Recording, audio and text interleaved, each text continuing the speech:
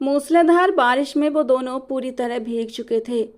उसका पहनावा देखकर आरुष और भी भड़क उठा था। वो काले रंग की पैंट शर्ट में थी। अंदर की टी शर्ट स्लीवलेस थी, लेकिन ऊपर से नीचे तक नेट की खुली शर्ट थी, जिससे उसका गोरा बदन साफ झलक रहा था। आरुष उसके दिलकश रूप को देखता हुआ अपने होंठ भींच कर रह गया। प्लीज आरुष, मुझे जाने दीजिए प्लीज, वो रोते हुए विनती भरे शब्दों में बोली। आरुष ने उसे दोनों बाजुओं से झकझोरते हुए अपनी सख्त गिरफ्त में ले लिया। वो सहमती हुई उसकी लाल अंगारे जैसी आंखों में देखती एकदम से चुप हो गई थी। पैसों की इतनी चाह थी तो मुझे कह दिया होता। जितना कहती, जितने पैसों की डिमांड रखती, उतने पैसे मैं तुम्हें दे देता। लेकिन लेकिन ये खुद को थाल में सजाकर लोगों के सामने पेश करने की क्यों जरूरत आ पड़ी तुम्हें? वो बोला नहीं, बल्कि गुस्से से फुफकारा था। अंबिका का तो जैसे पूरा वजूद ही हिल गया। वो उसे एक गलत लड़की समझ रहा था। आरुष, धीमे से उसके होठों पर उसका नाम आया। मेरा नाम मत लो। तुम्हारी जुबान से अब अपना नाम भी सुनना मुझे गवारा नहीं। तुम जैसी लड़की। बस कीजिए आरुष, प्लीज, भगवान के लिए बस कीजिए। वो कानों पर हाथ रखकर चीख पड़ी। आप होते कौन है मुझे कैरेक्टर सर्टिफिकेट देने वाले? वो आरुष का गिरेबान अपने हाथों में थाम कर झकझोर गई। आज आरुष घर पर नहीं था। वो सुबह सुबह ही अपने फार्म हाउस पर चला गया था, जहां उसके घोड़े थे, और 2 दिन बाद घुड़दौड़ की रेस थी, जिसके लिए वो अपने घोड़ों की जांच कर रहा था। सर, एक नौकर आकर बोला, अंबिका नाम की लड़की आपसे मिलने आई है। अंबिका नाम पर वो बुरी तरह चौंका। बहुत देर कर दी मेहरबान आते आते, वो धीमे से मुस्कुराया। उस समय वो अपने एक घोड़े की पीठ सहला रहा था। उसके चेहरे पर एक रहस्यमय मुस्कान थी। यहीं भेज दो, आदेश देकर वो फिर से घोड़े की ओर ध्यान देने लगा। अंबिका आज दिल मजबूत करके आरुष से शादी के बारे में आखिरी फैसला पूछने आई थी, जिसे वो अब तक टालता चला रहा था। घर वाले भी अलग परेशान थे। रिश्ता तो बहुत पहले ही तय हो चुका था उन दोनों का, लेकिन अब वो आरुष के घर वाले शादी की तारीख ही तय नहीं कर रहे थे। अंबिका अपने माता पिता की इकलौती बेटी थी, लेकिन उनके देहांत के बाद उसकी परवरिश उसके मुंह बोले चाचा जी ने की थी। और अब उनका यही कहना था कि वो लोग तो शादी करना चाहते हैं, लेकिन आरुष के घर वाले ही शादी के लिए देर कर रहे हैं। ऐसे में आरुष से मिलना अब अंबिका के लिए बेहद ज़रूरी हो चुका था, और इसीलिए वो आज अपने ऑफिस से छुट्टी लेकर सीधा उससे मिलने चली आई थी, क्योंकि उसे पता था कि आज वो अपने फार्म हाउस पर है, और वो वहीं पर आ गई थी, जो शायद उसकी ज़िंदगी की सबसे बड़ी भूल साबित होने वाली थी। आज भी अगर उस इंसान ने मिलने से इनकार कर दिया तो मैं ये मंगनी की अंगूठी भी आज उसे वापस लौटा कर जाऊंगी, सब खत्म कर दूंगी और अपनी जान छुड़ाऊंगी इस रिश्ते से। वो यही सब सोच रही थी कि नौकर ने उसे अंदर जाने की अनुमति दे दी। जैसे ही वो अंदर दाखिल हुई, उसका दिल तेजी से धड़कने लगा।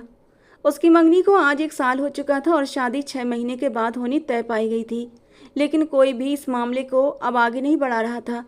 अगर चाचा जी लालची और स्वार्थी थे, तो दूसरी तरफ उन्होंने भी तो कभी कोई संपर्क नहीं रखा था।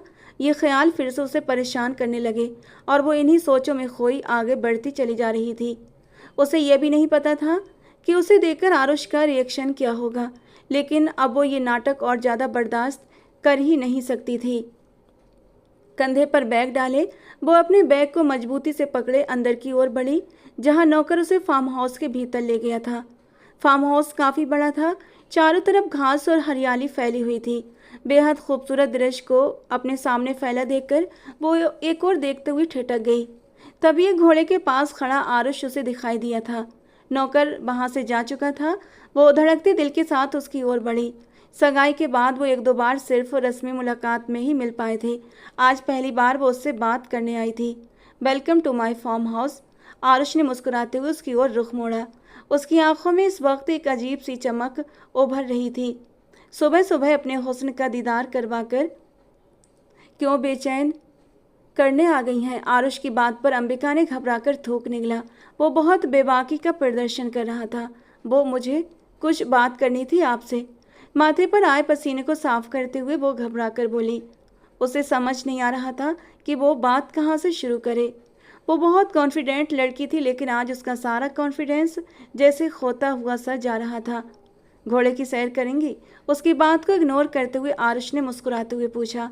अंबिका एक पल के लिए खामोश हो गई, फिर घबराई हुई निगाहों से उसकी आंखों में देखा, जो इस तरह बेझिझक बात कर रहा था मानो उसे बरसों से जानता हो और उनकी बातचीत पहले से होती हो। नहीं, आप जाइए, मैं नहीं आ सकती, मुझे हॉर्स राइडिंग से डर लगता है। अंबिका का घबराया हुआ चेहरा और उसका अंदाज आरुष को मुस्कुराने पर मजबूर कर रहा था। अरे कुछ नहीं होता, आइए मेरे साथ, ये मेरा पसंदीदा घोड़ा है और मुझे बहुत प्रिय है, और वैसे ही मैं भी इसे बहुत प्रिय हूँ। मुझे यकीन है ये कभी मुझे धोखा नहीं देगा। अंबिका, वो धीरे से बोला, आप जानती हैं जानवरों में एक बात बहुत कमाल की होती है, वे बहुत वफादार होते हैं, जिस थाली में खाते हैं उसी में छेद नहीं करते। न जाने वो उसे क्या समझाने की कोशिश कर रहा था। अंबिका को ठंडे पसीने आने लगे। आरुष ने उसकी तरफ हाथ बढ़ाया, लेकिन अंबिका ने उसका हाथ नहीं थामा। नहीं, आप जाइए, मैं नहीं जाऊंगी, मुझे जानवरों से बहुत ज़्यादा डर लगता है। अंबिका ने 2 कदम पीछे हटा लिए। ट्रस्ट मी, गिरने नहीं दूंगा। घोड़े की लगाम पकड़कर वो फुर्ती से घोड़े पर सवार हो चुका था। अंबिका का दिल बहुत जोर से धड़का। आरुष ने एक नौकर को इशारा किया तो उसने अंबिका से उसका बैग ले लिया। अंबिका ने गहरी सांस बाहर निकाली और बेचैनी से आरुष की ओर देखने लगी। वो उससे बात करने आई थी और सामने से वो क्या कर रहा था, ये जाने बिना कि वो यहाँ क्यों आई है, उसे घोड़े पर बैठने का न्योता दे रहा था। अंबिका घबराते हुए आगे बढ़ी और मन ही मन ओम नमः शिवाय का जाप करने लगी।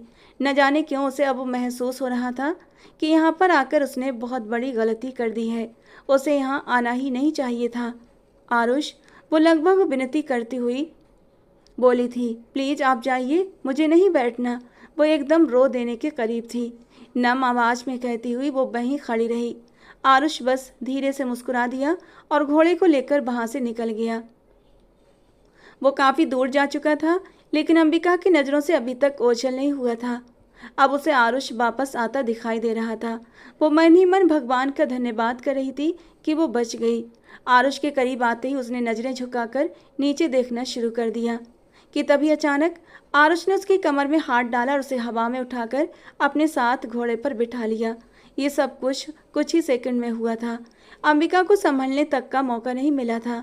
वो उसे अपने साथ घोड़े पर बिठाकर घोड़ा दौड़ा चुका था। अंबिका तो उसके चौड़े सीने के साथ सटी हुई थर थर कांपने लगी, बल्कि डर के मारे और भी उससे लिपट गई थी। मंगनी के बाद ये पहली बार था कि वो आरुष के इस कदर करीब हुई थी, लेकिन डर इस कदर हावी था कि वो कुछ भी महसूस नहीं कर पा रही थी। लेकिन आरुष एक एक पल को महसूस कर रहा था, उसके वजूद की नरमी और नरम वजूद की कपकपाहट, जिसे महसूस करके वो हल्का सा मुस्कुरा दिया। अंबिका के वजूद से उठती हल्की हल्की महक को उसने लंबी सांस खींचकर अपने अंदर तक उतारा था। वो अंबिका के इतना करीब आने पर मदहोशी में डूबता चला गया, लेकिन अपना ध्यान भटकने नहीं दिया था। जबकि अंबिका ने अपनी आंखें कसकर बंद कर ली थीं। आरुष ने पूरे मैदान का एक चक्कर लगाया। इस दौरान अंबिका ने उसकी शर्ट को मजबूती से पकड़े रखा था। उसके दिल की धड़कन जैसे 120 की रफ्तार से दौड़ रही थी। जुबान गुम थी और होश जैसे साथ छोड़ चुके थे। आरुष का दिल चाहा कि उसका चेहरा सामने की ओर मोड़े और उसे हवाओं से बातें करना सिखाए, लेकिन इस समय वो इतनी डरी और सहमी हुई थी कि वो बस मन ही मन सोच कर रह गया। अंबिका, उसने धीरे से उसके कान के पास फुसफुसाया। Open your eyes. अंबिका आंखें बंद किए मन ही मन भगवान शिव का नाम जपती रही और सिर हिलाकर आंखें खोलने से मना कर गई। अंबिका, वो फिर से बोला, आंखें खोलो वरना अभी इसी वक्त घोड़े से नीचे गिरा दूंगा। आरुष की शरारती भरी आवाज पर अंबिका ने झट से आंखें खोल दी और उसे शिकायत भरी नजरों से देखने लगी। सच में? वो अविश्वास से बोली। वो देखो सामने। आरुष ने उसकी बात को नजरअंदाज करते हुए उसका ध्यान सामने फैली पहाड़ियों की ओर दिलाया। अंबिका ने डरते डरते सामने देखा। कितना सुंदर दृश्य था। एक पल के लिए उसकी आंखें उस नज़ारे में खो गईं। दूर दूर तक फैली हरी पहाड़ियाँ, ठंडी हवाएं और प्रकृति का मन मोह लेने वाला सौंदर्य, मानो किसी चित्रकार ने अपने सबसे सुंदर रंगों से धरती को सजा दिया हो। अंबिका तो उस दृश्य में खो सी गई थी। अमेजिंग। उसके होठों से अनायास ही ये शब्द निकल गया था और उसकी बात पर आरुष हल्का सा मुस्कुराया। यही तो दिखाने लाया था और तुम इतना डरती हो यार। वो आपसे तुम तक का सफ़र चुटकियों में तय कर चुका था। थोड़ी देर के बाद उसकी आवाज़ सुनकर अंबिका फिर होश में आई और उसकी ओर मुड़ी, जबकि अब भी उसकी शर्ट को कसकर पकड़े हुए थी। प्लीज अब वापस चलिए, वो धीरे से बुदबुदाई। उसके कांपते हुए होंठ धीरे से आरुष की गर्दन को छू गए थे। उसकी इस मासूम सी आवाज़ और अपने इतने करीब महसूस होती उसकी मौजूदगी से आरुष का दिल एक पल को अपनी जगह से डोल गया था। धड़कनों ने जैसे अचानक कोई अजीब सा शोर मचा दिया था। वो इन नाजुक लम्हों में कैद होता जा रहा था, बुरी तरह से, जबकि वो ऐसा बिल्कुल भी नहीं चाहता था। लेकिन इंसान के बस में तो कुछ भी नहीं होता ना। जो भगवान चाहता है वही होता है।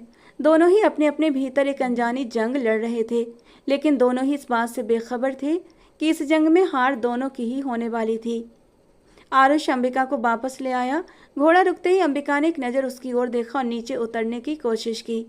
आरुष ने उसका हाथ थामकर उसे उतरने में मदद की और फिर खुद भी नीचे आ गया। तो डर दूर हुआ? उसके चेहरे पर झलकती हल्की सी खुशी को महसूस करते हुए आरुष ने पूछा। वो उसी समय अपने घोड़े की पीठ सहला रहा था। अंबिका ने नजरें इधर उधर घुमा ली। वो इस वक्त उसके सवालों के जवाब देने की हालत में बिल्कुल भी नहीं थी।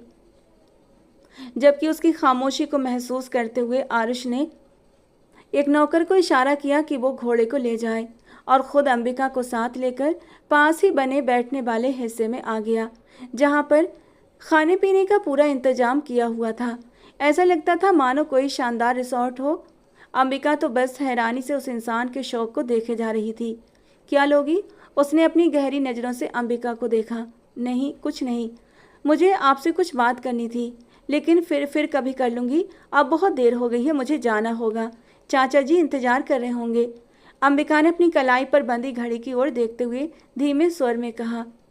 लेकिन इस तरह तो जाने नहीं दूंगा। पहली बार मेरे फार्म हाउस पर आई हो, कुछ तो खा कर जाओगी। बिना खाए तो बिल्कुल भी नहीं। वो खुद उठकर काउंटर तक जा पहुंचा और जूस बनाने लगा। अंबिका उसे बड़े गौर से देखने लगी। काली पैंट और काली ही शर्ट में उसका दमकता चेहरा किसी भी लड़की का क्रश हो सकता था। ऊपर से उसकी कसरती बॉडी वाली खूबसूरत पर्सनालिटी, जिसे देखकर अंबिका का दिल जोर से धड़क उठा। वो इतना खूबसूरत था, इतना शानदार भरपूर मर्द। फिर उसने मुझसे ही रिश्ता क्यों जोड़ा? मुझसे ही सगाई क्यों की? ये लो। आरुष ने उसकी ओर जूस का गिलास बढ़ाया तो वो अपने ख्यालों से चौंक गई। थैंक्स। मुस्कुराकर उसने गिलास थाम लिया। एक बात पूछूं तुमसे? आरुष ने अपने गिलास पर नजरें टिकाए सोचते हुए अंदाज में कहा, और उसके इस अंदाज पर अंबिका का दिल एकदम धक से रह गया। न जाने वो उससे अब क्या पूछने वाला था। तुम यहाँ अकेली आई हो, तुम्हें डर नहीं लगा? तुम मेरी मंगेतर हो, मुझे अकेले मिलने चली आई? अगर तन्हाई में मैं थोड़ा सा बहक गया फिर? उसकी बात का मतलब समझते ही अंबिका का दिल जैसे एक पल को रुक गया। उसके चेहरे पर डर की परछाइयाँ उभर आईं। अरे तुम तो सचमुच डर गई। मैं तो बस मजाक कर रहा था, यूं ही पूछ लिया था। आरुष मुस्कुराया और जूस का घूंट लिया, लेकिन अंबिका ने जूस नहीं पिया था। तुमने अभी तक जूस नहीं पिया? अपना गिलास मेज पर रखते हुए उसने अंबिका को यूं ही खोया हुआ बैठा देखकर रहस्यमयी अंदाज में पूछा। वो मुझे देर हो रही है, मुझे जाना होगा। गिलास वापस मेज पर रखते हुए वो अपनी जगह से खड़ी हो गई। उसकी बेचैनी देखकर भी आरुष बिल्कुल शांत बैठा रहा।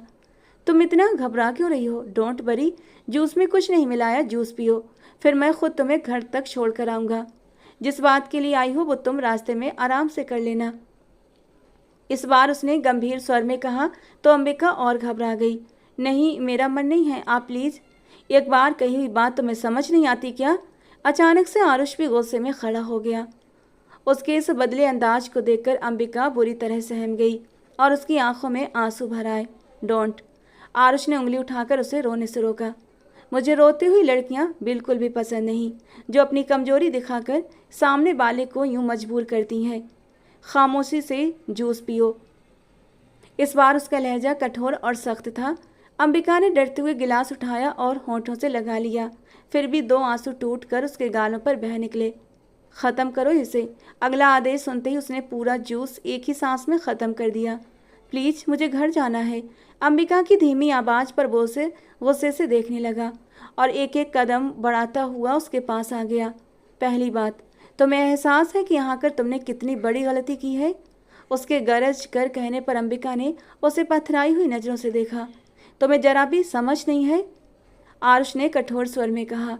एक अकेला आदमी इस सुनसान फार्म हाउस पर, और तुम अकेले ही मिलने चली आई उसे। कुछ भी हो सकता था, है ना? कुछ भी। कौन सा हमारे बीच शादी का रिश्ता है? सिर्फ सगाई हुई है जो टूट भी सकती है। सगाई कोई स्थायी रिश्ता नहीं होती। तुम्हें इस बात का जरा भी ख्याल नहीं आया? आरुष की बात सुनकर अंबिका के पूरे शरीर में सिहरन सी दौड़ गई। वो वहां से भाग जाना चाहती थी, लेकिन अपनी जगह से हिल भी न सकी। उसे अपने यहाँ आने पर बहुत गुस्सा आया। आज से पहले उसने कभी आरुष से अकेले मिलने के बारे में नहीं सोचा था, और आज मिली भी तो सीधे उसके फार्म हाउस पर पहुंच गई। इतना बड़ा फार्म हाउस जहां एक लड़का और एक लड़की बिल्कुल अकेले हों, एक दूसरे के करीब भी हों, और उन्हें कोई रोकने टोकने वाला भी वहां पर मौजूद न हो। सुनने में कितना आसान लगता है ये सब। उसके शब्दों पर अंबिका की आंखों से आंसू बह निकले। अब उसे अपनी गलती का तीखा एहसास हो रहा था। चलो फिर, क्या ख्याल है? कमरे में चलते हैं, इसीलिए यहाँ पर आई हो ना?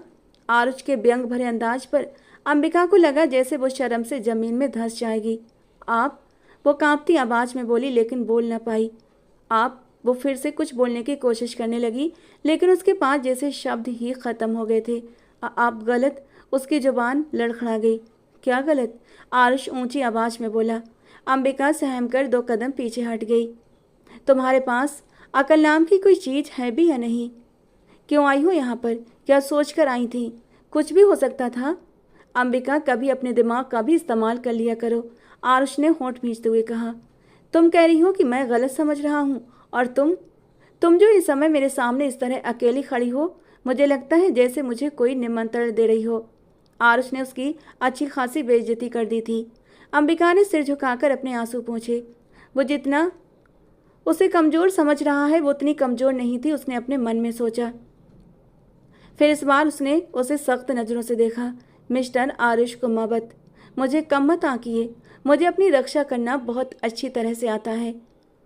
अंबिका के दृढ़ स्वर में कहे गए शब्दों पर आरुष ने बड़े ही गौर और गहरी नज़रों से उसे देखा था, जैसे उसकी हिम्मत की दाद दे रहा हो।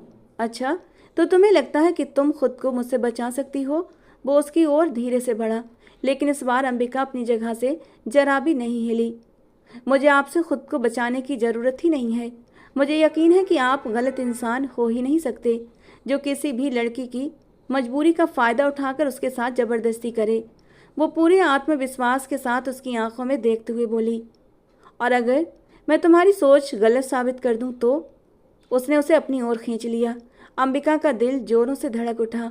एक पल के लिए आरुष ने उन हिरनी जैसी आंखों में डर की परछाई उतरती हुई देखी, और न जाने क्यों ये दृश्य उसे बिल्कुल भी अच्छा नहीं लगा था। आरुष ने झटके से उसे छोड़ दिया और वापस मुड़ गया।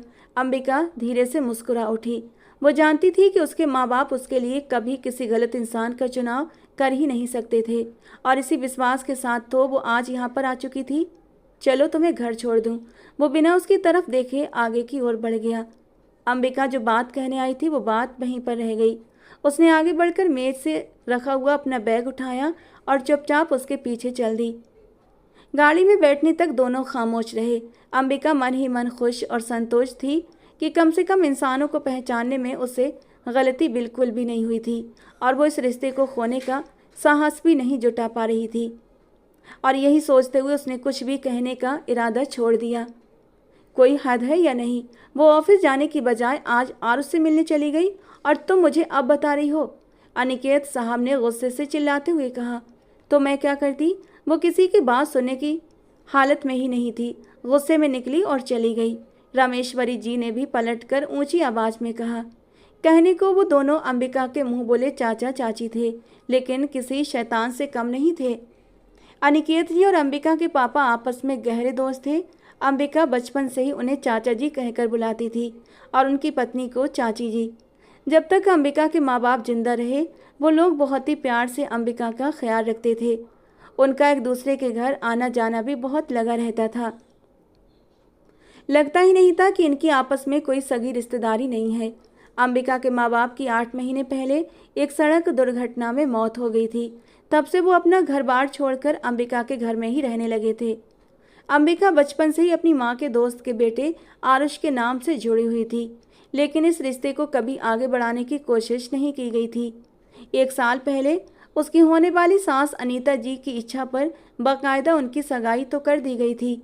अंबिका को अंगूठी पहनाई गई थी और सब कुछ बहुत आराम से हो गया था। सब लोग बहुत खुश भी थे, लेकिन उस समय आरुष वहाँ पर नहीं था। फिर भी अनीता जी अपने दिल की इच्छा पूरी करके दुनिया से गई थी। आरुष दुबई में अपने मामा के साथ रहता था। वह हिंदुस्तान बहुत कम आता था और जब भी आता था अपना ज़्यादातर समय फार्म हाउस पर ही बिताता था। उसे अपनी मंगेतर अंबिका से जैसे कोई ख़ास मतलब ही नहीं था। यही बात उसके चाचा और चाची ने अपने फ़ायदे के लिए इस्तेमाल की और धीरे धीरे दोनों के रिश्ते में दरार डालनी शुरू कर दी, जिसमें वे काफ़ी हद तक सफल भी हो गए थे। लेकिन आज अंबिका का सीधे आरुष से मिलने जाना उन्हें बिल्कुल भी अच्छा नहीं लगा था। देखो रामेश्वरी, मुझे हर हाल में अंबिका की शादी तरुण से करवानी है, वरना तुम जानती हो ना ये सारी जायदाद हाथ से निकल जाएगी। अनिकेत जी परेशान होकर बोले थे। वो अपने बेटे तरुण से अंबिका की शादी करवाना चाहते थे ताकि जायदाद उनके हाथ में ही रुकी रहे। जानती हूँ, लेकिन अंबिका और आरुष का रिश्ता कैसे तोड़ें? अगर आज दोनों के बीच कोई बात हो गई और वो बारात लेकर आ गया तो? रामेश्वरी जी मुंह बनाकर बोली। उसकी इतनी हिम्मत नहीं कि मेरी अंबिका के लिए बारात लेकर आए। तभी तरुण अंदर आते हुए सीना ठोंक कर बोला। वो बेहद जिद्दी, हठी और गुस्सैल किस्म का आदमी था। पहले अपने मोहल्ले में टिंकू भैया के नाम से मशहूर था और अब यहाँ भी लोग उसे टिंकू भैया कहकर सम्मान देते थे। लो आ गया, अभी कुछ अच्छा काम भी कर लिया करो, उसके बाद बोला करो। एक लड़की तक तुमसे आज तक नहीं संभाली गई। कहा था कुछ ऐसा करो कि वो तुमसे शादी करने पर मजबूर हो जाए, लेकिन नहीं, तुम्हें अपनी आवारागर्दी से फुर्सत मिले तब ना। अनिकेत जी गुस्से से बोले। हाँ तो क्या चाहते हैं आप? बिना शादी कहीं आपको दादा बना दूं? वो बदतमीजी से बोला। हाँ तो कर ना, कुछ तो कर। उस लड़की को अपने काबू में कर, हाथ से जाने मत दे। बाप अपने बेटे को गलत रास्ता दिखा रहा था और बेटा ये सब सुनकर खुश हो रहा था। बस फिर देखते जाइए पापा जी, आपका बेटा बहुत जल्द आपको खुशखबरी सुनाएगा। और मम्मी, आप भी तैयारी शुरू कर दीजिए मेरे सिर पर सेहरा सजाने की। तरुण ने आंख मारते हुए माँ से कहा, जबकि उसके चेहरे से उसकी बुरी नीयत साफ झलक रही थी। कुछ कहने आई थी तुम मुझसे? आरुष की बात पर वो एकदम से चौंक गई। वो लोग घर आ चुके थे। गाड़ी घर के बाहर ही रोकते हुए आरुष ने उससे नरमी से पूछा। अंबिका अपनी उंगली में पहनी सगाई की अंगूठी को घुमाते हुए कुछ बेचैन सी लग रही थी। मैं इंतजार कर रहा हूँ, बोलो, वो फिर से बोला, जबकि अंबिका को अब बात करना अपनी बेइज्जती महसूस हो रहा था। किस मुंह से वो उससे कहती कि वो मुझसे शादी कर ले? क्या उसे खुद एहसास नहीं था? क्या ये बात लड़की को ही कहनी होती है? वो मन ही मन उलझ गई। लगता है तुम्हें खुद भी अंदाजा नहीं कि तुम्हें क्या बात करनी है, या शायद तुम्हारा दिल चाह रहा था मुझसे मिलने का। अब की बार उसकी बात पर अंबिका के माथे पर बल पड़ गए। वो तुनक कर बोली, जी हाँ, सही कहा आपने, बहुत जी चाह रहा था आपसे मिलने के लिए, जैसे दीवाने लोग अपने महबूब से मिलने आते हैं। अंबिका ने तंज भरे अंदाज में कहा तो आरुष धीरे से मुस्कुरा दिया। नहीं चाहती तो क्या हुआ, एक दिन ऐसा आएगा कि चाहने लगोगी। आरुष अर्थपूर्ण नज़रों से उसे देखते हुए बोला। मेरे लिए प्यार, मोहब्बत, इश्क ये सब शादी के बाद ही है। शादी का रिश्ता ही ऐसा होता है जिसमें लड़का और लड़की अपने दिल के जज्बातों का इजहार कर सकते हैं। उससे पहले ये सब फेक होता है। उसकी बात का मतलब आरुष अच्छी तरह समझ गया, लेकिन वो अभी शादी के लिए तैयार नहीं था, इसीलिए चुप रह गया। उसकी बात का कोई जवाब न दिया। मेरा ख्याल है इस टॉपिक पर फिर कभी बात करेंगे, अभी देर हो रही है, तुम्हें जाना चाहिए। आरुष की बात पर अंबिका की आंखों में ढेरों आंसू इकट्ठा होने लगे, जिससे आरुष ने तुरंत नजरें फेर लीं। उसका दिल चाहा कि वो उसकी अंगूठी वापस कर दे, लेकिन अगर वो शादी के लिए तैयार ही नहीं है तो फिर ये रिश्ता उसने आखिर जोड़ा क्यों है? पर वो कुछ कह न सकी। उसकी इज्जत और खुददारी ने उसे रोक लिया और वो बिना कुछ कहे गुस्से में गाड़ी से नीचे उतर गई। आरुष उसे जाते हुए देखता रह गया। उसका दिल चाहा कि आगे बढ़कर उसका हाथ थाम ले। वो गलत नहीं हो सकती, लेकिन फिर वो बातें जो अंबिका के बारे में अनिकेत जी और रामेश्वरी जी ने उसे बताई थी, उनका क्या? आरुष गाड़ी आगे बढ़ा गया। उसका दिल और दिमाग अब तक ये बात तय नहीं कर पा रहा था कि ये लड़की वाकई उसके साथ ईमानदार है या उसे धोखा दे रही है, सिर्फ और सिर्फ उसके साथ समय गुजार रही है। वो समझ नहीं पा रहा था और रिश्ता ख़त्म करने का क्या कोई बहाना ढूंढ रही है? वो लड़की तुमसे कोई रिश्ता नहीं रखना चाहती, किसी और से प्यार करती है और एक तुम हो जो इस रिश्ते को बेवजह घसीट रहे हो। वो वक्त दूर नहीं जब बहाना बनाकर अंबिका तुम्हारी सगाई की अंगूठी भी तुम्हारे मुंह पर मार देगी। अनिकेत जी की बातें उसके कानों में गूंजने लगीं। आरुष ने अपने होंठ कसकर भींच लिए। आज जिस तरह वो अपनी अंगूठी उंगली में घुमा रही थी, उसे यही लगा कि अभी वो उसके चेहरे पर उसे मार देगी, लेकिन फिर वो चुपचाप गाड़ी से उतरकर चली गई। आरुष का दिल बुरी तरह से बेचैन हो उठा था। आ गई वापस, बेशरम लड़की। जैसे ही वो अंदर दाखिल हुई, अनिकेत जी की आवाज़ उसके कानों से आकर टकराई थी और उसके कदम वहीं ठिठक गए। उसके चेहरे पर हैरानी साफ झलक रही थी। जवाब दे, क्यों गई थी आरुष से मिलने? वो गुस्से से बोले। आप होते कौन है ये सब पूछने वाले? वो भी उसी लहजे में पलट कर बोली, भूल मत, चाचा हूँ तेरा। मुंह बोले चाचा। मुझे बार बार ये बात आपको याद दिलाना क्यों पड़ती है चाचा जी? अपना अधिकार समझो और मेरे मामलों से दूर रहो। अंबिका पहले से ही गुस्से में थी, अब वो और भी भड़क उठी। अच्छा, मैं दूर रहूं और तू यार के साथ गुलछर्रे उड़ाती फिरे, बेशरम लड़की। ये सुनकर अंबिका के चेहरे पर अविश्वास फैल गया और साथ में गुस्सा भी। क्या क्या मतलब है आपकी इस बात का? कहना क्या चाहते हैं आप? होश में तो हैं आप या नहीं? मंगेतर है वो मेरा। मंगेतर है तो क्या उसके साथ जाकर सो जाओगी? अनिकेत जी की इस बात पर अंबिका के हाथ पैर गुस्से के मारे कांपने लगे। वो क्या कह रहे थे? सारी मर्यादाएं भूल रहे थे। शायद उन्हें अपनी बात कहने का खुद भी अंदाजा नहीं था। अपनी जुबान को लगाम दीजिए चाचा जी, मैं आपकी इज्जत करती हूँ, मुझे मजबूर मत कीजिए कि मैं भूल जाऊँ हमारे बीच कुछ रिश्ता भी है। वो सख्त और भारी लहजे में कहती हुई अंदर चली गई। तेरे कदमों में जंजीर तो अब मेरा बेटा ही डालेगा। अनिकेत जी मन ही मन प्लानिंग कर रहे थे। कुछ दिन यूं ही बीत गए। आरुष को किसी काम के सिलसिले में बाहर जाना पड़ा और चाचा चाची को यही मौका सही लगा। अब वे अंबिका को अपने काबू में कर सकते थे, क्योंकि उन्हें आरुष का डर था, इसलिए अब तक अवंतिका को कोई नुकसान नहीं पहुंचा पाए थे। पर अब आरुष के जाने के बाद वे आज़ाद थे, इसीलिए पूरी प्लानिंग के साथ वे अंबिका को आज रात नुकसान पहुंचाने वाले थे। रामेश्वरी जी को अनिकेत जी ने अपने किसी रिश्तेदार के घर भेज दिया था और अब दोनों बाप बेटा अंबिका के कमरे की ओर बढ़ रहे थे। दोनों की ही नीयत अच्छी नहीं थी। अंबिका को अभी अभी नींद आई थी कि अचानक दरवाजे पर हुई खटपट से वो जाग गई। उसका दिल अचानक से घबराने लगा। वो दरवाजे के पास जाकर खड़ी हो गई और कान लगाकर बाहर की खटपट सुनने लगी। खोलो भी दरवाज़ा, उसे अनिकेत जी की आवाज़ सुनाई दी। यार पापा जी, ये चाबी नहीं लग रही, शायद तुम गलत चाबी उठा लाए हो। तरुण ने नशे की हालत में लड़खड़ाते हुए अपने बाप अनिकेत से कहा। ज़्यादा बात मत करो, ठीक से चाबी लगाओ। यही चाबी है, तुम नशे में हो, तुम्हें समझ नहीं आ रहा, हटो पीछे, मैं लगाता हूँ।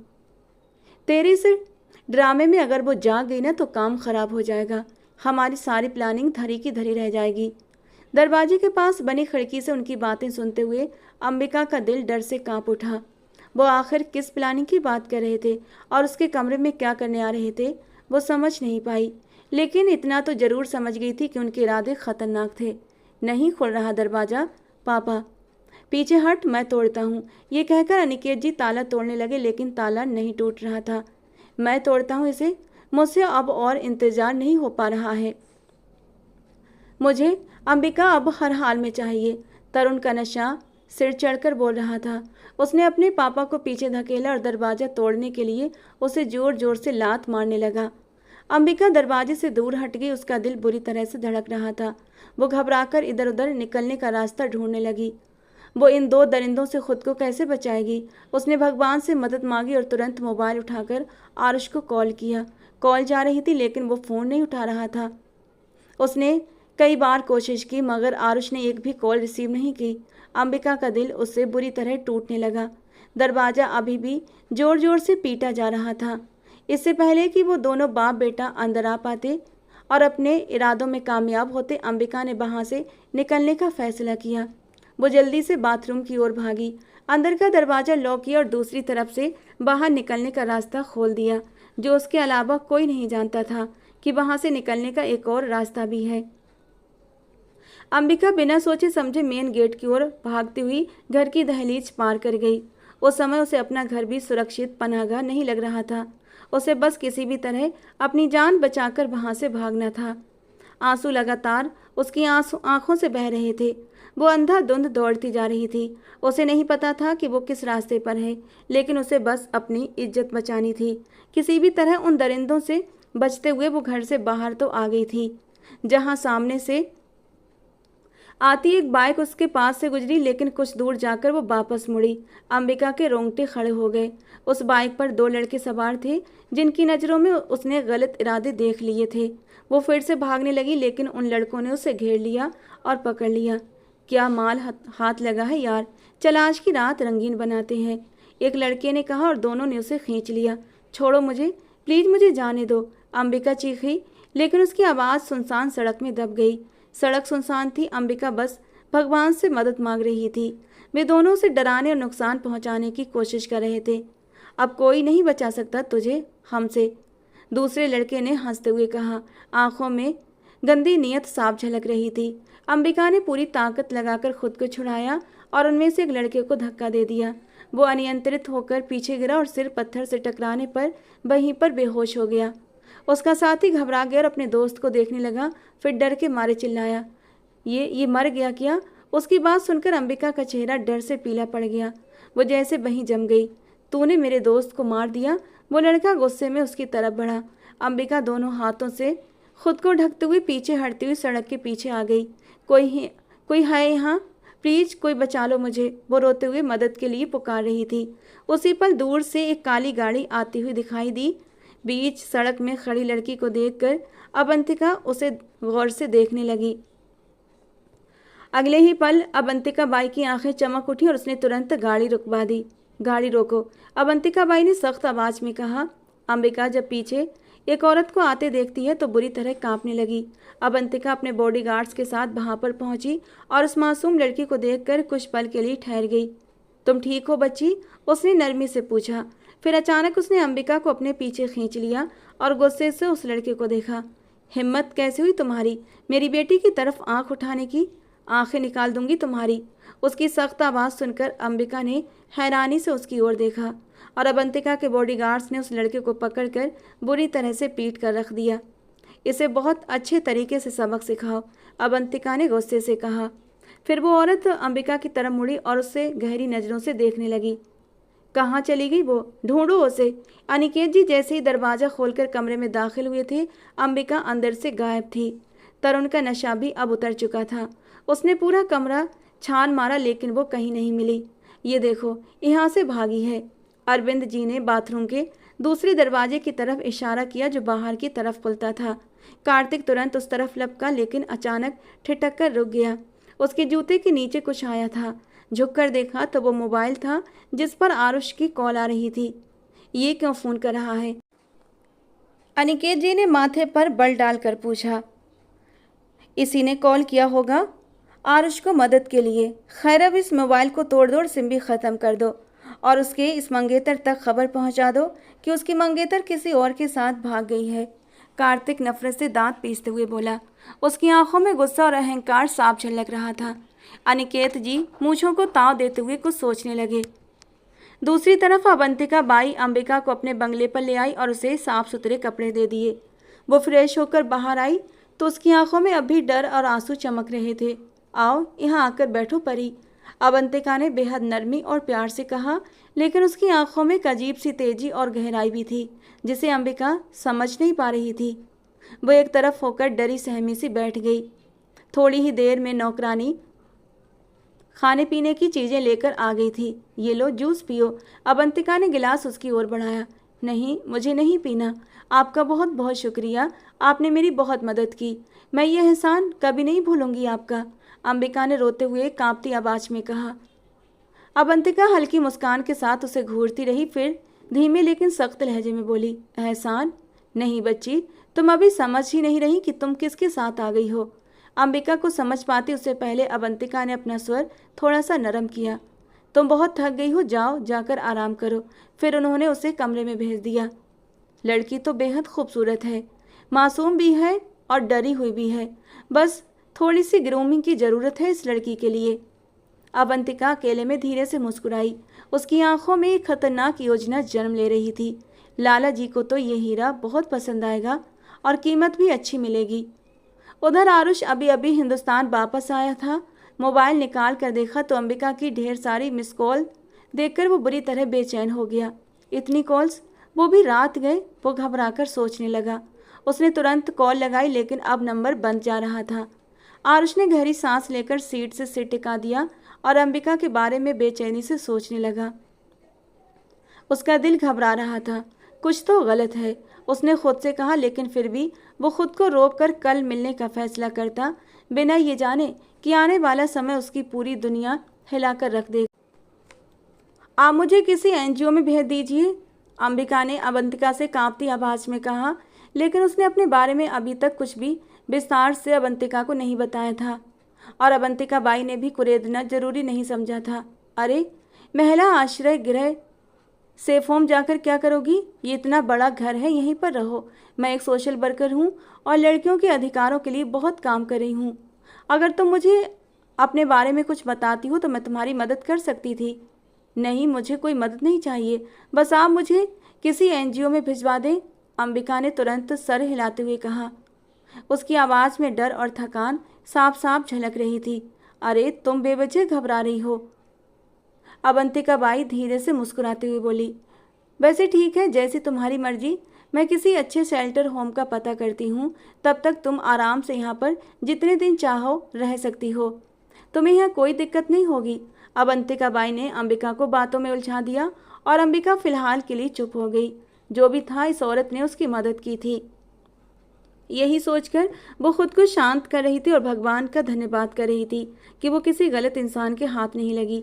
लेकिन उसे ये नहीं पता था कि अवंतिका बाई जितनी अच्छी दिख रही थी उतनी ही खतरनाक भी थी।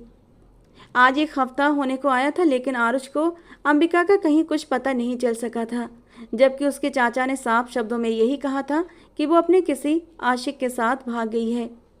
आरुष ने भी इस बात पर विश्वास नहीं किया था, लेकिन फिर भी कहीं ना कहीं उसके अंदर ही अंदर ये बात चुभने सी लगी थी। कुछ तो गलत था। उसे गुस्सा भी था कि अंबिका कम से कम उसे तो कुछ बताती। वो उसे हर जगह तलाश कर रहा था, लेकिन एक हफ्ते बाद भी वो असफल ही रहा। उसने प्राइवेट डिटेक्टिव भी अंबिका को ढूंढने में लगा दिए थे, लेकिन इस बात का भी कोई खास नतीजा नहीं निकला था। अंबिका, तुम चाहे पाताल में भी जाकर छुप जाओ, मैं तुम्हें वहां से भी निकाल लाऊंगा और ऐसी सजा दूंगा कि तुम सारी जिंदगी भूल नहीं पाओगी। आरुष बेहद गुस्से में बड़बड़ाया था और अब उसका रुख क्लब की ओर था। वो खुद को भुलाना चाहता था। यूं तो वो अपने दोस्त विक्रम के साथ ही ज़्यादातर क्लब आता था, लेकिन आज वो इतना अपसेट था कि अकेला ही क्लब चला आया था। क्लब में कदम रखते ही हर तरफ रोशनी और संगीत का माहौल दिखाई दिया और भीड़ के बीच आरुष भी कहीं जैसे खो सा गया।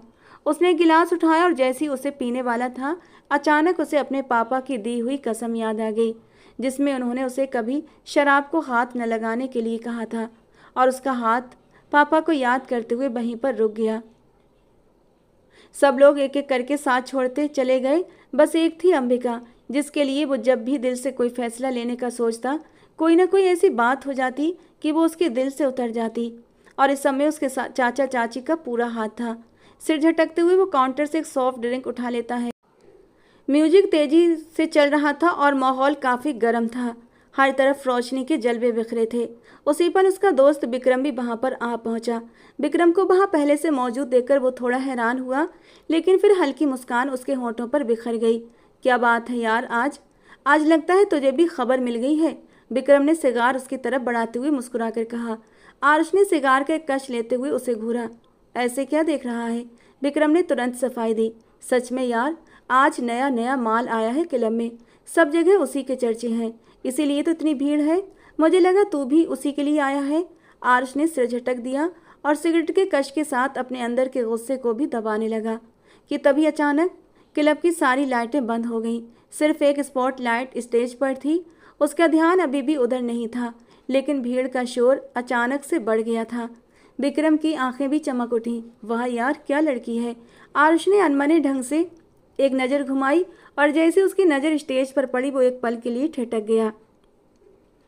अंबिका कांपती हुई आवाज़ में बोली, नहीं, मैं ऐसा कुछ नहीं कर सकती। मैं क्यों नाचूं आपके क्लब में? ये मेरी गलती थी जो मैं यहाँ पर रुकी। मुझे यहाँ से जाना चाहिए। उसने गुस्से और डर में अवंतिका बाई को साफ मना कर दिया।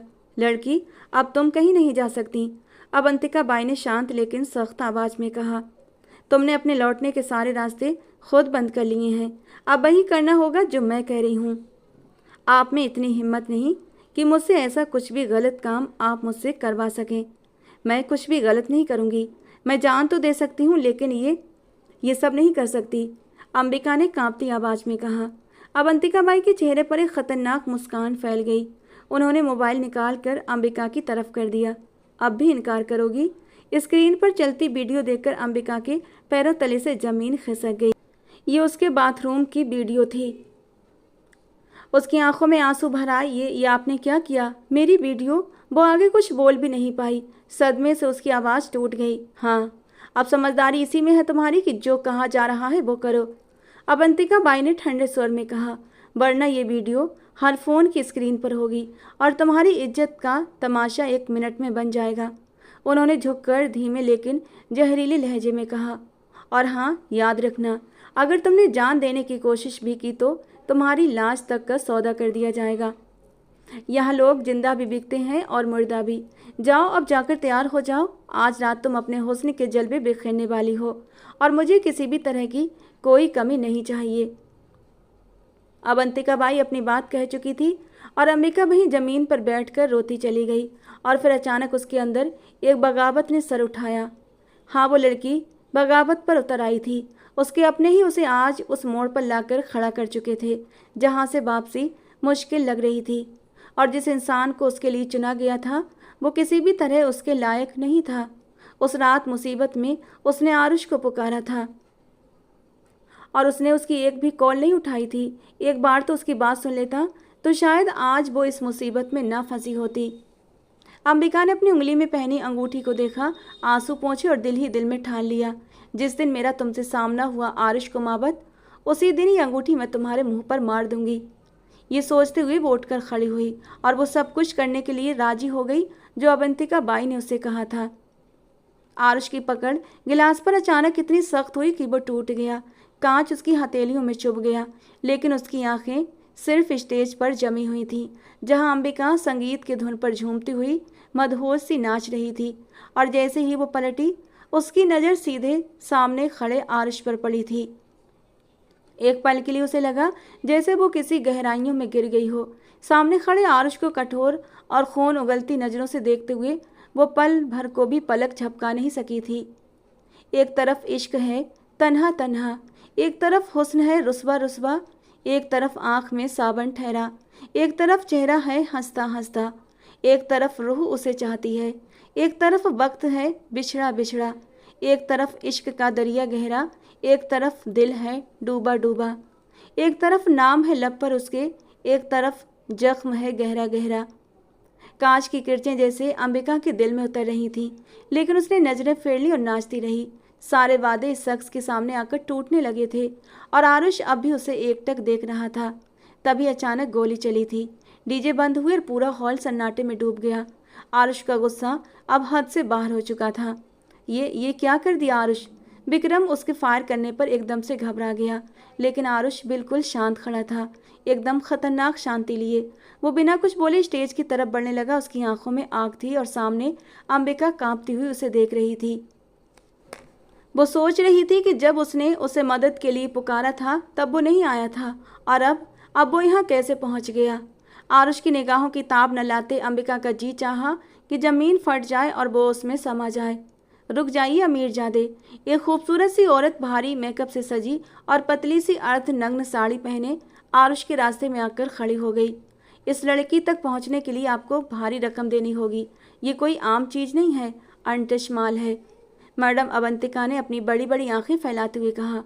उसे लगा सामने वाला सिर्फ एक ग्राहक है और उसकी नज़र इस नई लड़की अवंतिका पर पड़ चुकी है और वो उसे पाना चाहता है, और इसीलिए वो अब इस मौके का फ़ायदा उठाना चाहती थी, उससे पैसे वसूल करना चाहती थी।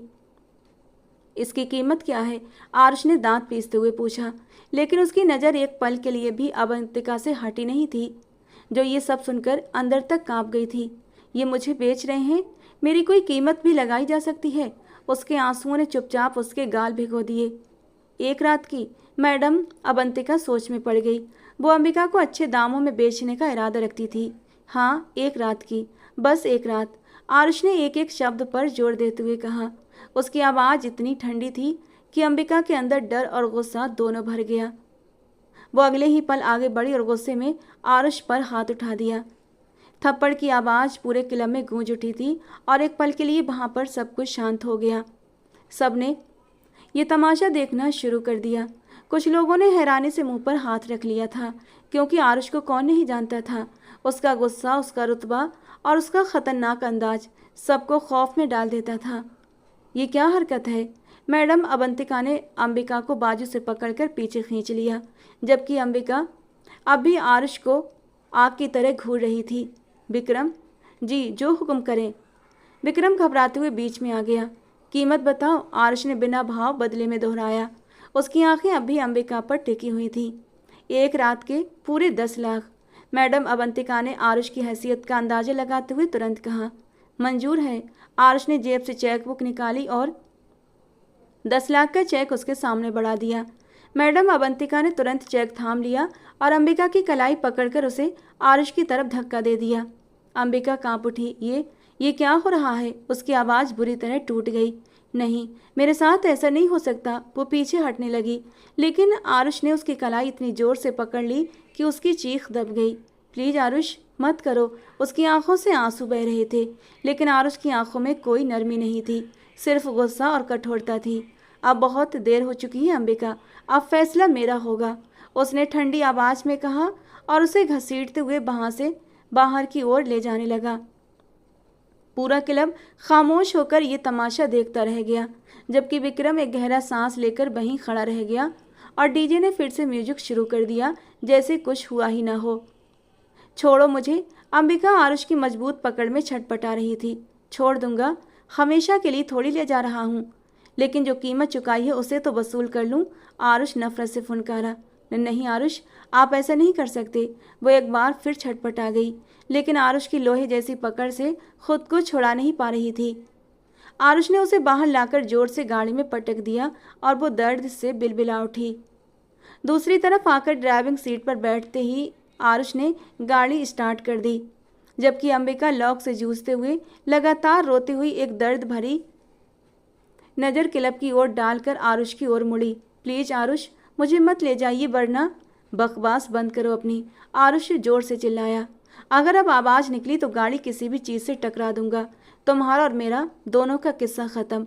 अंबिका डरकर सीट से सट गई। आरुष इतनी तेज़ी से गाड़ी चला रहा था कि किसी भी पल एक्सीडेंट हो सकता था। अंबिका ने डरते हुए आंखें कसकर बंद कर लीं, जबकि आरुष के दिमाग में तूफान मचा हुआ था।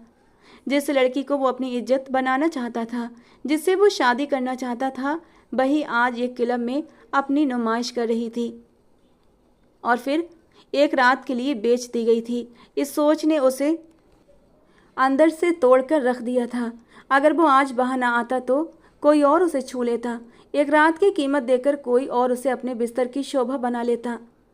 ये सोचते ही उसे लगा कि वो खुद को और अंबिका दोनों को ख़त्म कर दे। वो बिना होश के गाड़ी चलाता रहा और कुछ देर के बाद अपने फार्म हाउस पर गाड़ी रोक चुका था। उसने अंबिका का हाथ पकड़कर ज़बरदस्ती उसे नीचे उतारा और अंदर ले गया।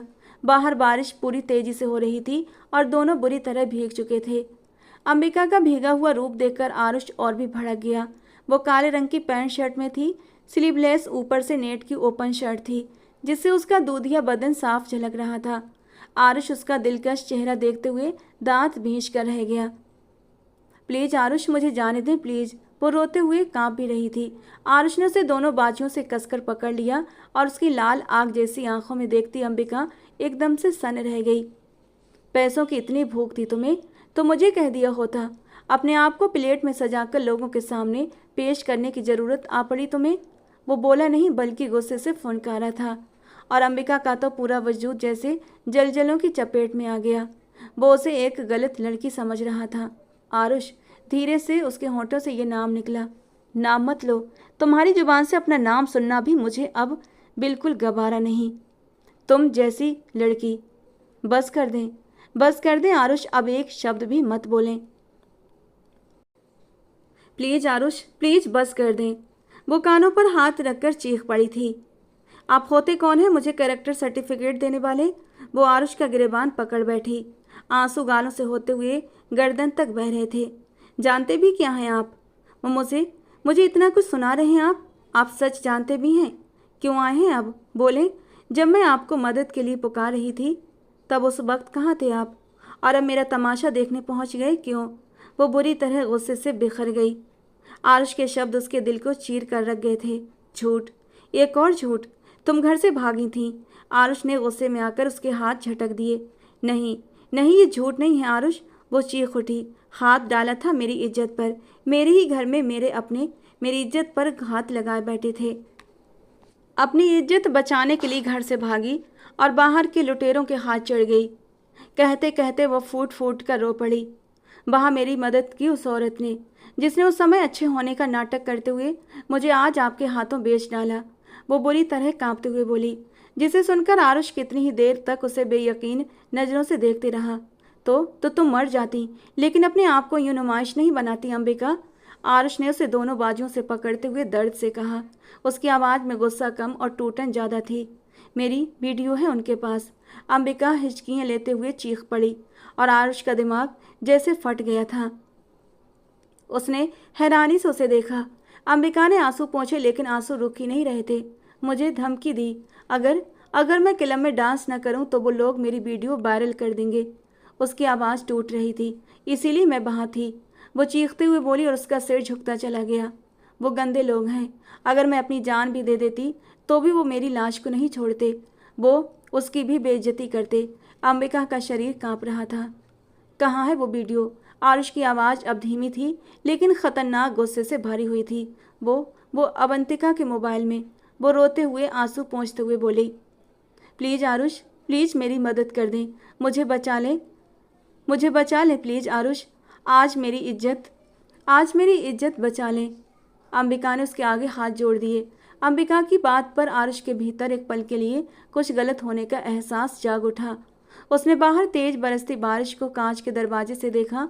उस वक्त वो दोनों उस क्लब से काफ़ी दूर आ चुके थे। कुछ सोचते हुए अचानक उसे विक्रम का ख्याल आया। वो भी तो वहीं था। आरुष तुरंत विक्रम को कॉल लगाने लगा और अंबिका से कुछ दूरी पर चला गया, जबकि अंबिका वहीं खड़ी रही, चुपचाप आंसू पोंछती हुई, दिल में डर और टूटन लिए।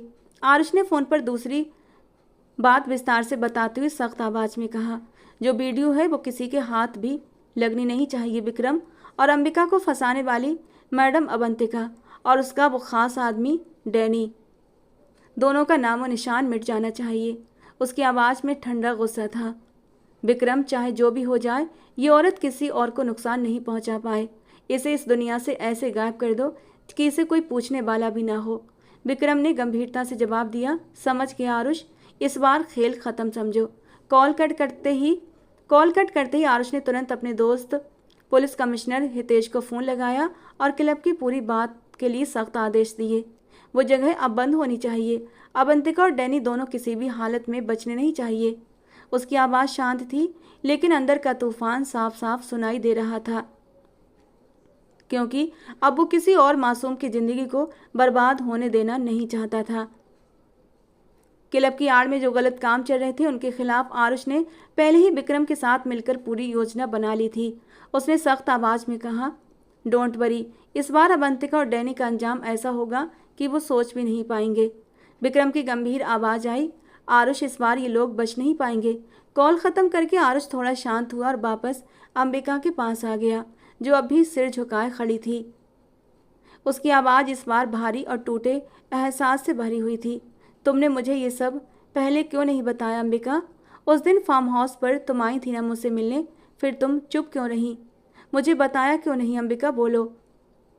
अंबिका की आंखों में दर्द उभर आया। वो कांपती हुई आवाज़ में बोली, और आपने क्यों नहीं समझ लिया आरुष? मैं आपकी जिम्मेदारी थी ना। आपने खुद कहा था कि बिना शादी के रिश्ता अधूरा है। फिर आपने मेरी सुरक्षा क्यों नहीं की? क्यों मुझे अकेला छोड़ दिया? उसकी आवाज़ में शिकायत और टूटन दोनों थे। आरुष कुछ पल चुप रहा, फिर धीमे स्वर में बोला, शायद तुम सही कह रही हो। मैंने रिश्ता तो बनाया, लेकिन भरोसा नहीं कर पाया। अंबिका ने नम आँखों से उसे देखा। और आपने बिना पूछे मान भी लिया कि मैं किसी और के साथ भाग गई हूँ? आरुष ने आंखें नीचे कर लीं। मुझे गलत बताया गया था और मैं उस गलतफहमी में फंस गया था। आरुष की आवाज़ पर अंबिका की सांसें जैसे टूटने लगीं। और आपने मान भी लिया?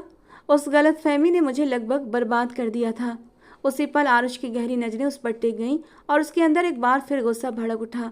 उसकी नसें तन गईं जैसे उसके सब्र की आखिरी हद भी टूट रही हो। जानती भी हो ना आज कितने लोगों की नज़रों से तुम गुजरी हो? क्या तुम्हें इसका एहसास भी है? उसने कठोर आवाज़ में कहा। फिर थोड़ी देर रुककर बोला, ऊपर लेफ्ट साइड में मेरा रूम है, वहाँ जाकर कपड़े बदल लो। उसकी आवाज़ में आदेश भी था और बेचैनी भी। अंबिका ने अपने दोनों हाथों से खुद को ढक लिया और कांपती आवाज़ में बोली, मेरे पास कपड़े नहीं हैं। आरुष 2 कदम पीछे हट गया। उसकी हालत को महसूस करते हुए भी वो सख्ती बनाए हुए था और फिर खुद को संभालते हुए बोला, जाओ जाकर देखो बाथरूम में मेरे कपड़े हैं। कम से कम वो इस हालत से तो बेहतर हैं जिनमें अभी इस वक्त तुम हो। अंबिका चुपचाप ऊपर वाले कमरे की ओर चली गई। कमरा बहुत खूबसूरत था लेकिन उसके मन में सुकून नहीं था। उसने वार्डरोब खोला तो उसमें सिर्फ जेंट्स कपड़े थे। वो कुछ पल वहीं खड़ी रही, फिर खुद को देखकर उसकी आंखें भर आईं। वो चुपचाप रोती रही, हे ईश्वर मेरी इज्जत की रक्षा करना, इस वीडियो को किसी भी तरह गायब कर देना। मन ही मन प्रार्थना करती हुई अंबिका ने एक फुल स्लीव कुर्ती और ट्राउजर उठाया और बाथरूम की ओर चली गई। गर्म पानी से नहाने के बाद उसके शरीर की थकान और भीतर का डर थोड़ा कम हुआ था, जैसे किसी ने उसके मन पर ठंडा पानी छिड़क दिया हो। बाहर आते ही वो अपने लंबे बाल सुखा रही थी, तभी उसे क्षण आरुष खाने की ट्रे लेकर कमरे में आ गया। उसे देखते ही वो एक पल को ठिठक गया। उसकी आंखों में एक अजीब सी हलचल थी, लेकिन तुरंत ही उसने खुद को संभाल लिया और खाने की ट्रे मेज पर रखकर वो वापस जाने के लिए मुड़ गया कि तभी अंबिका ने पीछे से उसे धीरे से पुकारा था, आरुष।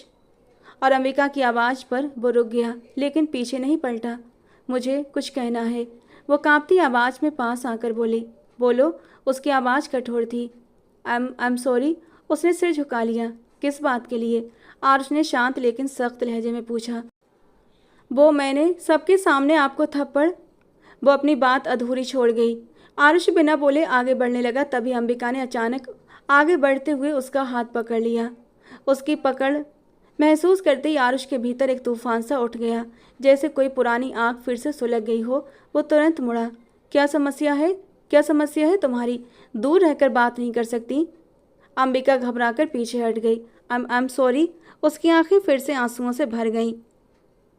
उस भीगी हुई आवाज़ ने आरुष के कठोर मन को कहीं भीतर से हिलाकर रख दिया। वो धीरे धीरे उसके पास आया और उसके दोनों हाथ थाम लिए। उसकी आंखों में गहराई से देखते हुए बोला, अंबिका, मैं नहीं चाहता कि भावनाओं में बहकर मैं कोई ऐसा कदम उठा लूं जिसके बाद तुम्हें रोना पड़े और मुझे जीवन भर पछताना पड़े। कुछ पल ठहरकर उसने अपना हाथ छोड़ा दिया और शांत स्वर में कहा, जाओ जाकर आराम करो। और बिना पीछे देखे वो कमरे से बाहर निकल गया और अंबिका वहीं खड़ी रह गई, जैसे उसके पैरों तले से जमीन खिसक गई हो। तो क्या आरुष मुझसे अब भी? इस सोच के आते ही अंबिका ने अपने धड़कते हुए दिल पर हाथ रख लिया। दिल की धड़कन बहुत तेजी से धड़कने लगी थी। उसे यकीन ही नहीं हो रहा था कि इतने दर्द और गलतफहमियों के बाद भी उसके अंदर कहीं ना कहीं एक उम्मीद बची हुई है। उसकी आंखों में आंसू थे, लेकिन होठों पर अनजानी सी राहत की हल्की झलक भी थी। सुबह के समय आरुष जॉगिंग से लौट आया था। घर में आते ही उसकी नज़र सामने बैठी अंबिका पर पड़ी, जो बेचैनी में उसका इंतजार कर रही थी। वो जैसे ही उठा, अंबिका भी झट से खड़ी हो गई। मुझे आपसे कुछ कहना था, वो कांपते स्वर में बोली। आरुष ने उसे बीच में ही रोक दिया। उसकी आवाज़ में गंभीरता थी। उससे पहले मैं तुम्हें एक ज़रूरी बात बताना चाहता हूँ। आरुष की बात पर अंबिका चुप हो गई। दिल बहुत तेज़ी से धड़क रहा था। आरुष ने गहरी सांस ली, कुछ देर खामोश रहा, फिर बोला, अवंतिका पकड़ी जा चुकी है और तुम्हारी वीडियो भी बरामद हो चुकी है, जिसे डिलीट कर दिया गया है। अब कोई तुम्हें ब्लैकमेल नहीं कर सकता। ये सुनते ही अंबिका की आंखों से आंसू बह निकले, लेकिन इस बार भी दर्द के नहीं, राहत के आंसू थे, जैसे उसकी टूटी हुई सांसों को फिर से हवा मिल गई हो। और तुम्हारे वो मुंह बोले चाचा और वो उनका गुंडा बेटा तरुण, दोनों पुलिस की हिरासत में हैं। अब तुम पूरी तरह सुरक्षित हो। आरुष ने शांत लेकिन दृढ़ आवाज में कहा। वो थोड़ी देर रुका, फिर घर की चाबी उसकी तरफ बढ़ा दी। ये लो तुम्हारा घर, तुम चाहो तो अब वापस जा सकती हो। अब तुम्हें कोई छू भी नहीं सकता। अंबिका ने कांपते हाथों से चाबी ली, लेकिन उसकी आंखों में दर्द और उलझन साफ थी। उसने धीमे से अपनी सगाई की अंगूठी उतारी और आगे बढ़ा दी। तो फिर इसका क्या करूं? उसकी आवाज़ टूट गई। क्या मैं इसे वापस कर दूं अगर ये आपको बोझ लगने लगी है? आरुष ने हथेली आगे बढ़ाई और अंबिका का दिल बुरी तरह टूट सा गया। वो गहरी सांसें लेते हुए अंगूठी को देखती रही, फिर भीगी पलकों से आरुष को देखने लगी। अंगूठी को वापस मुट्ठी में बंद कर लिया। मुझे नहीं देनी। आपने सोच भी कैसे लिया कि मैं आपको वापस कर दूंगी? वो रोते हुए अंदाज में बोली और झट से चाबियां छीनकर दरवाजे की तरफ बढ़ गई। आरुष हल्की सी मुस्कान दबाते हुए बोला, मेरा ड्रेस तो देती जाओ। उसकी आवाज़ में सख्ती का दिखावा था, लेकिन आंखों में शरारत साफ साफ झलक रही थी। उसकी पुकार पर अंबिका ठिठक गई। पलट कर उसे अविश्वास से देखा। अगर अगर ये आपको वापस दे दूं तो मैं क्या पहनूंगी? आरुष धीरे धीरे 2 कदम उसके करीब आया और उसकी आंखों में देखते हुए बोला, मैंने तुम्हारे लिए दुल्हन का जोड़ा मंगवा दिया है। मैं तुम्हें दुल्हन बनाना चाहता हूँ। दुल्हन का जोड़ा पहनना पसंद करोगी? उसकी गहरी आवाज़ ने माहौल को भारी कर दिया और अंबिका का दिल तेजी से धड़क उठा। वो भावुक होकर एकदम उसके सीने पर हल्के से मुक्के मारने लगी। आपने इतनी सी बात कहने में इतनी देर लगा दी? उसकी आंखों में आंसू थे और होंठों पर हल्की मुस्कान, और आरुष भी उसकी इस मासूम शिकायत पर न चाहते हुए भी मुस्कुरा दिया। वैसे शादी की रात मैं अपना दिया हुआ शादी का जोड़ा भी तुमसे वापस ले लूँगा। फिर मत कहना कि अगर इसे उतार दिया तो तुम क्या पहनोगी, क्योंकि शादी की रात कुछ भी पहनने की। आरुष आगे अपनी बात पूरी करता कि शर्म से अंबिका के गाल दहक उठे थे, कानों से धुआं निकलने लगा। आप तो बहुत ही बेशर्म हैं। वो उसे सीने पर मुक्का मारते हुए उससे दूर हुई थी कि आरुष ने उसे खींचकर फिर से अपने सीने से लगा लिया। बहुत ज़्यादा बेशर्म हूँ, इसका पता तो तुम्हें शादी की पहली रात लगेगा। वो हल्के से उसके कान को अपने होठों से छू गया था कि अंबिका के पूरे वजूद में करंट दौड़ गया। प्लीज आरुष, जाने दें। वो धीरे से मिनमिनाई। जाओ, वरना कहीं मैं शादी से पहले ही बहक न जाऊं। वो उसे खुद की बाहों से धीरे से आज़ाद करते हुए बोला। शाम के शुभ मुहूर्त में वैदिक मंत्रोच्चार के बीच अग्नि के 7 फेरे पूरे होते ही आरुष और अंबिका का विवाह संपन्न हुआ था। पंडित जी ने हवन कुंड में आहुति दिलाते हुए आशीर्वाद दिया और सदा सौभाग्यवती भवा के मंत्रों से वातावरण गूंज उठा। अगले दिन होने वाले भव्य रिसेप्शन की तैयारियां पहले से ही आरंभ हो चुकी थीं। दुल्हन बनी वो गहरे लाल रंग के लहंगे में आज कुमावत हाउस में मौजूद थी। आरुष भी काली शेरवानी में अपने कमरे में आया हुआ था। वो घूंघट निकाले बैठी तेज धड़कते दिल से आरुष के कदमों की आहट सुन रही थी। उसने धीरे से अंबिका का घूंघट हटाया तो वो कांपती पलकों से उस खूबसूरत शहजादे को देखकर शर्मा गई। क्या हुआ? इतनी कांप क्यों रही हो? तुम ही तो चाहती थी कि हमारा शुभ विवाह हो जाए, फिर अब घबराना किस बात का? आरुष की बात पर अंबिका ने धीरे से पलकें उठाकर उसे हैरानी से देखा। तो क्या आपकी मर्जी नहीं थी? उसकी बात पर आरुष मुस्कुराते हुए पीछे जाकर बेड ग्राउंड से टेक लगाकर बैठ गया। अगर आरुष की मर्जी न होती तो तुम आज यहाँ आरुष की सेज सजाकर न बैठी होती, वो गंभीरता से बोला। अंबिका की नज़रें फिर झुक गईं, लेकिन दिल की धड़कन तेज होती जा रही थी। मुंह दिखाई चाहिए। वो सीधे होकर धीरे से उसे अपनी तरफ खींच गया और अंबिका घबराकर उसे देखने लगी। उसके तो होंठ अब कुछ भी कहने की पोजीशन में नहीं थे और उसने धीरे से उसका भारी दुपट्टा हटाते हुए उसका जेबर भी एक एक करके उतार कर साइड दराज पर रख दिया था, जबकि आरुष की उंगलियों के हल्के हल्के स्पर्श से अंबिका की सांसें गहरी होने लगी थीं।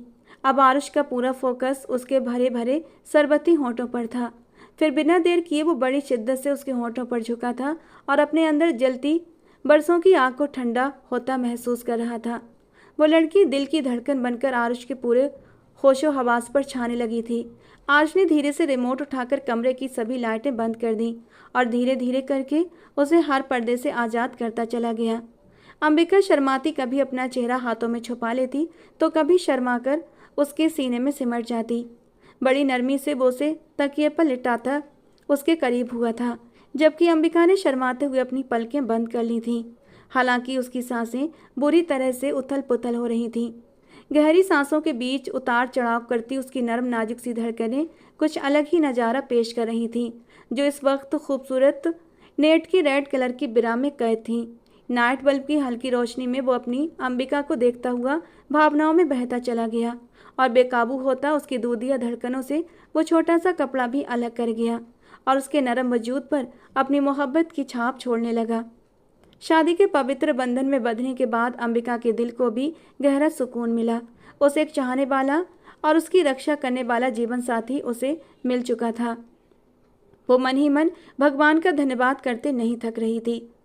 तो दोस्तों, आज की हमारी ये कहानी आपको कैसी लगी कमेंट बॉक्स में ज़रूर बताएं। पसंद आई हो तो प्लीज़ लाइक करें।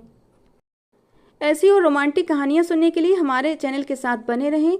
मिलते हैं दोस्तों अगली किसी नई और रोमांटिक कहानी के साथ।